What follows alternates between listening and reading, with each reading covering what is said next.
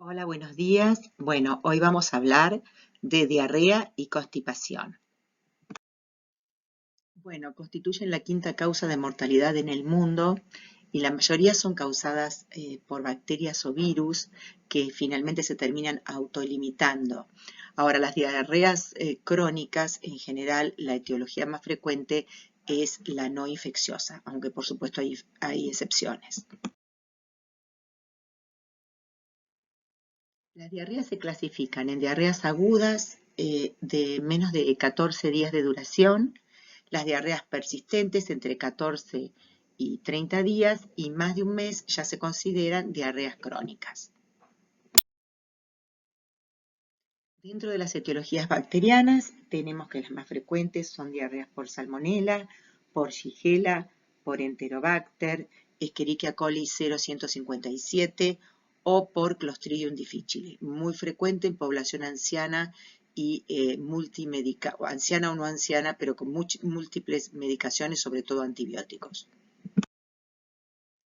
Dentro de las diarreas de origen virales, tenemos que los rotavirus son muy frecuentes, igual que los adenovirus de tipo 40 y 41, también los norovirus, o también llamados calcivirus, y los astrovirus.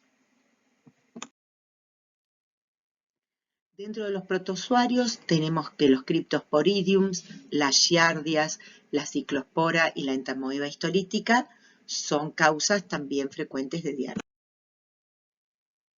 La mayoría de los casos es viral por norovirus. Obviamente los cultivos son negativos. Y las diarreas de origen bacteriana tienen más de 4 deposiciones por día en general, duran más de 3 días y el cultivo es en general positivo. En el diagnóstico, bueno, hay que evaluar bien la historia clínica, el interrogatorio sobre el inicio de los síntomas, la duración, el tiempo de la frecuencia y las características propiamente de la diarrea.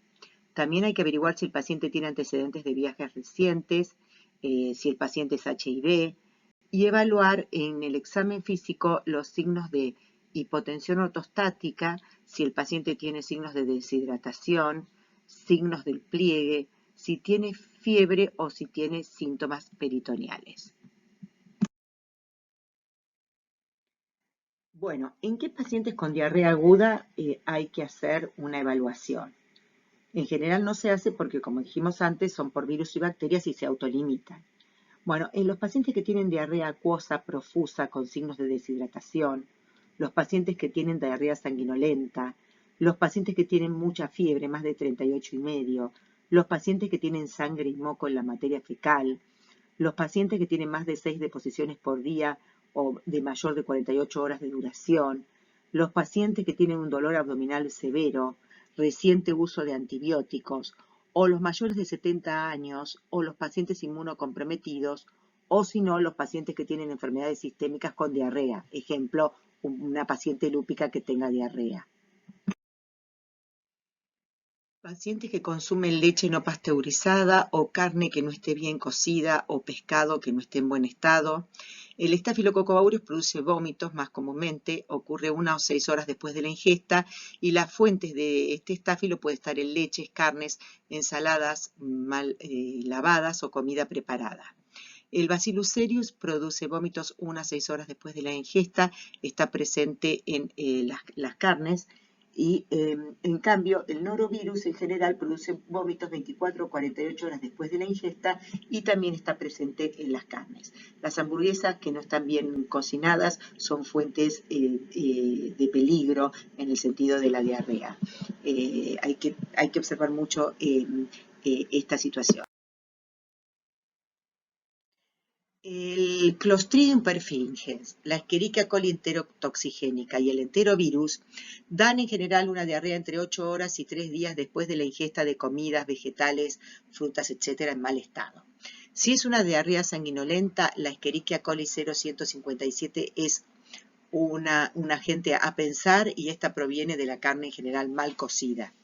Luego de 6 horas de comienzo de una diarrea muy intensa, sugiere la ingestión de Staphylococcus aureus. Esto de todas maneras son algunas pistas, pero no necesariamente significa que siempre va a ser así.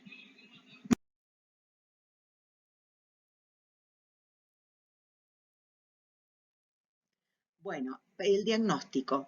Muchas veces hacemos extendidos en fresco de la materia fecal en busca de leucocitos. Los leucocitos tienen una sensibilidad del 50%. Si hay sangre y leucocitos, el diagnóstico de diarrea bacteriana se sostiene más. El cultivo de materia fecal en diarreas agudas no es necesario, excepto en casos de inmunosupresión, comorbilidades, una diarrea muy severa sanguinolenta o en casos de sospecha de enfermedad inflamatoria de intestino. Hay que buscar Salmonella, Shigella, Campylobacter. Bueno, la búsqueda de parásitos no se realiza siempre en una diarrea aguda, excepto en diarreas persistentes, en viajeros, en pacientes HIV y si hay algún tipo de epidemia en la comunidad o en poblaciones muy empobrecidas. La endoscopía no es necesario en general en el caso de una diarrea aguda, salvo quiera descartarse colitis isquémica, Clostridium difficile, que ya por antígeno y toxina se pueden evaluar en materia fecal sin necesidad de hacer una endoscopía, y en inmunosuprimidos. En esas serían algunas excepciones. La diarrea crónica se define por la Asociación Americana de Gastroenterología como la disminución de la consistencia de la materia fecal o heces que dura más de 4 semanas. Las causas en países subdesarrollados son en general infecciones crónicas bacterianas, micobacterias o parásitos, en países con mucha pobreza, y en los países desarrollados las causas más frecuentes son intestino irritable, enfermedad inflamatoria de intestino y mala absorción. Vamos a intentar repasar las causas más frecuentes de diarrea crónica, que son varias. Primero tenemos las diarreas osmóticas. Estas se deben a la presencia de solutos pobremente absorbibles que causan una excesiva pérdida de agua. Las causas, por ejemplo, intolerancia a la lactosa, enfermedad celíaca, esproetropical, causas hormonales como gastrinoma, bipoma, tumor carcinoide o hipertiroidismo. Por eso estas diarreas osmóticas disminuyen con el ayuno. Otras causas de diarrea crónica: la radiación. Personas irradiadas, sobre todo por algún tipo de cáncer de próstata, etcétera, pueden quedar con diarreas que son actínicas, que se deben a la radiación. Existen causas infecciosas, a pesar de que son más frecuentes en las diarreas agudas, como puede ser la diarrea pseudomembranosa, las diarreas por tuberculosis, por citomegalovirus, por amebas.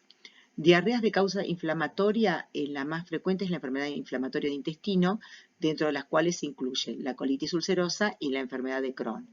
Y la esteatorrea es la pérdida excesiva de grasas por materia fecal, como luego vamos a ver en la clase de mala absorción, y se observa en síndromes de mala absorción, es decir, ya sea por enfermedad de la mucosa, por intestino corto por cirugías o por isquemia mesentérica.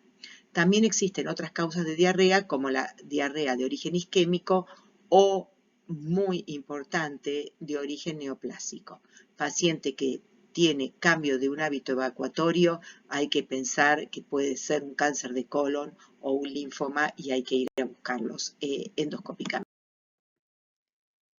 Las diarreas secretorias se deben a un transporte anormal de iones en las células epiteliales intestinales. Estas diarreas, a diferencia de las osmóticas, no ceden con el ayuno. La causa más común es el abuso de laxantes, toxinas, diarrea post-colecistectomía, enfermedad inflamatoria de intestino, vasculitis, colitis microscópica como la linfocítica y la del colágeno, desórdenes de la motilidad como diabetes, hipertiroidismo, tumores neuroendocrinos, Addison, neoplasias como cáncer de colon, adenomas vellosos, linfomas y también hay diarreas idiopáticas. En esta diapositiva podemos observar las dos causas de enfermedad inflamatoria de intestino. Una es la colitis ulcerosa. En general, la colitis ulcerosa afecta, se llama rectocolitis, porque afecta el recto y en general puede afectar todo el colon. Sin embargo, la enfermedad de Crohn afecta desde la boca hasta el ano. Por supuesto que la región más frecuente es la región ileocecal, pero también puede afectar el intestino delgado, puede afectar el estómago, el esófago y el recto y el ano. Pero lo que las diferencia es que sobre todo la colitis ulcerosa tiene afección de recto, es una rectocolitis, recto y colon. Y la enfermedad de Crohn puede afectar todo a lo largo del tubo digestivo. Como dijimos, la enfermedad de Crohn puede afectar todo el tracto gastrointestinal de boca a ano, es más frecuente en el líneon terminal y en el colon. Los síntomas que genera son fiebre, pérdida de peso, diarrea y dolor abdominal. La colitis ulcerosa puede afectar tanto solo el recto, con moco, diarrea y sangrados, o puede afectar recto más colon distal, puede llegar hasta el ángulo esplénico o en formas muy graves puede asumir el compromiso completo del colon y generar una pancolitis. Los síntomas son dolor, diarrea, fiebre y sangrado, y hay pérdida de peso con dolor abdominal y enterorragia y palidez obviamente por la anemia.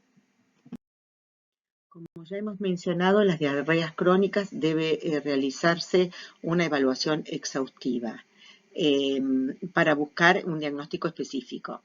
La historia clínica nos puede ayudar en el interrogatorio de la diarrea, la frecuencia, la urgencia, las características de las heces, la duración de los síntomas, la historia de viajes, etcétera. Ver si la diarrea es nocturna, si la diarrea cede con el ayuno, buscar causas de diarreas acuosas que son más comunes en el intestino delgado, múltiples diarreas son más comunes en el colon, evaluar la medicación, evaluar si el paciente tiene dolores articulares u otros síntomas asociados a la diarrea.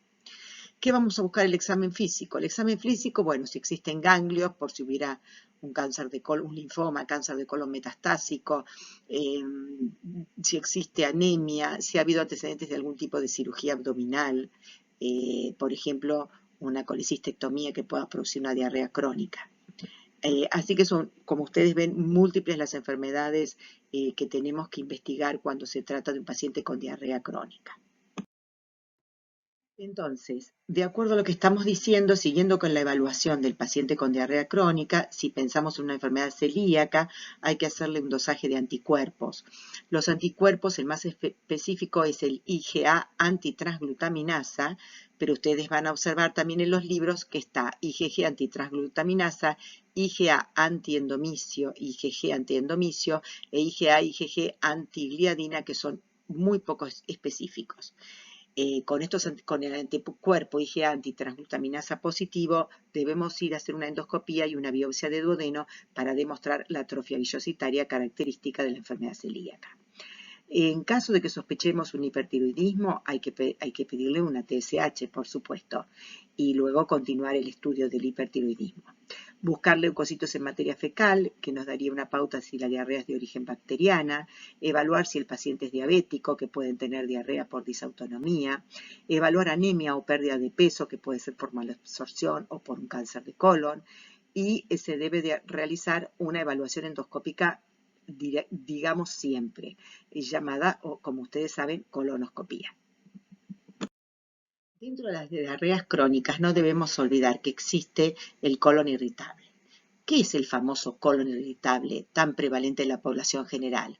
Se define como un cuadro de dolor abdominal crónico, tipo cólico, con alteración del hábito evacuatorio. Puede ser diarrea o constipación, que en general obedece a causas funcionales y no orgánicas y no tiene signos de alarma, como anemia o pérdida de peso.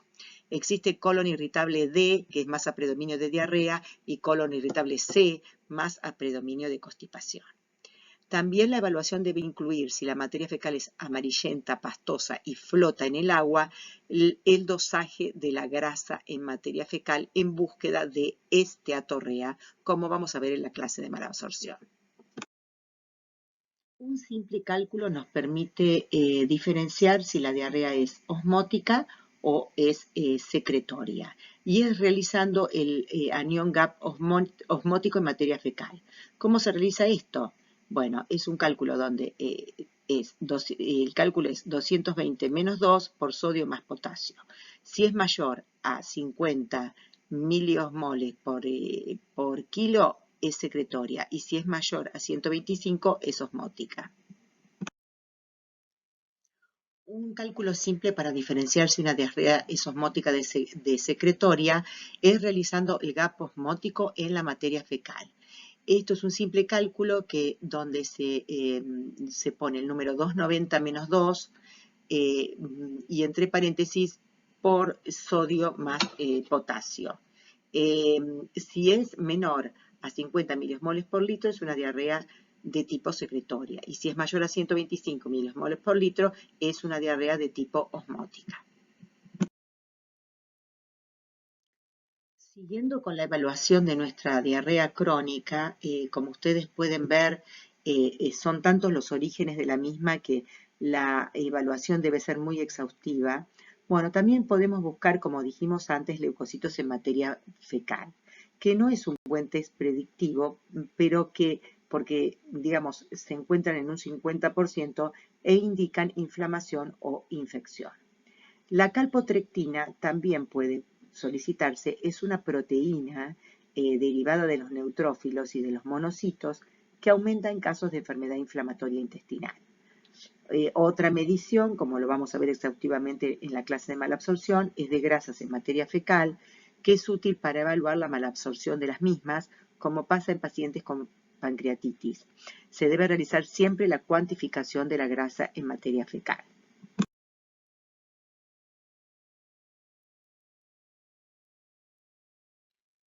Pasamos ahora a constipación y vamos a utilizar para definirla los criterios de Roma 4, que dicen así: se define constipación cuando la duración de los síntomas es mayor a 3 meses, cuando hay menos de 3 deposiciones por semana, cuando las heces son duras en por lo menos 25% de todas las defecaciones, cuando las heces son estrechas en por lo menos 25% de todas las defecaciones, cuando existe sensación de evacuación incompleta en 25% de las defecaciones, cuando existe sensación de obstrucción rectal en por lo menos 25 defecaciones y cuando se requieren a veces maniobras manuales para favorecer la misma. Este enlentecimiento del tránsito intestinal puede obedecer, como la diarrea, a múltiples orígenes. Enfermedades neurogénicas, desórdenes neurogénicos, como ocurren en desórdenes autonómicos, en la enfermedad de Hirschsprung, en las neuropatías autonómicas, en el Chagas, en la esclerosis múltiple, en la lesión de una médula espinal, por ejemplo, una paraplegia, el paciente queda constipado, en la enfermedad de Parkinson. Desórdenes metabólicos, el panhipituitarismo, la diabetes, que también está nominada arriba, el hipotiroidismo, la hipocalemia o la anorexia nerviosa. Estas pueden ser causas de constipación y, por supuesto, la más frecuente es la idiopática. Pacientes embarazadas en el último trimestre del embarazo, por la compresión que realiza el útero sobre el recto, pueden tener constipación en una forma fisiológica, digamos. Muchas drogas pueden producir también constipación, dentro de las cuales se encuentran los analgésicos, los anticolinérgicos, los antiespasmódicos, medicaciones antidepresivas, antipsicóticas, suplemento de hierro, los opiáceos, muchos antihipertensivos, también bloqueantes cálcicos, etc. La constipación crónica idiopática, que dijimos que es la causa más común, se debe en un 71% a colon irritable, en un 11% al tránsito lento, en un 13% a disfunción pélvico-pelviana y en un 5% a la combinación de estas dos. En la evaluación, siempre la historia clínica, evaluar antecedentes de drogas, procesos oncológicos como cambios del hábito evacuatorio por el cáncer de colon, síntomas neurológicos. El examen físico en realidad no contribuye demasiado al diagnóstico de constipación, Se puede hacer un tacto rectal, evaluación de hemorroides o anormal apertura anal, pero no contribuye demasiado. La endoscopía se necesita en pacientes que tienen signos de alarma como anemia, pérdida de peso, como ya hemos comentado anteriormente, cambio en el color de las heces, calibre, sangre, etc. Hay marcadores radiopacos que son tragados para evaluar el enlentecimiento del tránsito en pacientes que no tienen lesiones orgánicas, sino que son más bien disfunciones funcionales, y analiza el enlentecimiento del tránsito y se evalúa tanto en el colon derecho como el colon proximal como el recto. También cuando hay una disfunción pélvico-pelviana se realizan estudios de motilidad. Ya son mucho más complejos, donde se puede pedir una manometría para analizar la relajación del esfínter anal, la sensación rectal de evacuación y la compliance, y el compromiso en la expulsión del balón. Esto se hace con balones que hacen como una reeducación de la defecación, sobre todo muchas veces en pacientes que tienen lesiones neurológicas que pueden ser revertidas. También el electromiograma sirve para evaluar el enlentecimiento de la contracción. Los mensajes para que se lleven a casa es que los pacientes mayores de 50 años deben realizar colonoscopía para descartar cáncer de colon. Esto es en todo paciente sano. Obviamente el que tiene síntomas debe realizarse en cualquier edad. Todo paciente sano a partir de los 50 años debe realizarse colonoscopía para descartar cáncer de colon. Si tiene antecedentes de cáncer de colon en la familia, esto se adelanta una década. Segundo, si la historia clínica y el examen físico no revelan la causa de la constipación, se deben realizar estudios por imágenes para excluir nuevamente cáncer de colon, megarecto o estricturas. Si la endoscopía es normal, entonces podemos pensar en una disfunción pélvico-pelviana y se pueden realizar estudios manométricos, electromiograma del esfínter anal y marcadores del tránsito. Si son positivos, indican un tránsito lento, desórdenes de la defecación o desórdenes mixtos. Muchas gracias.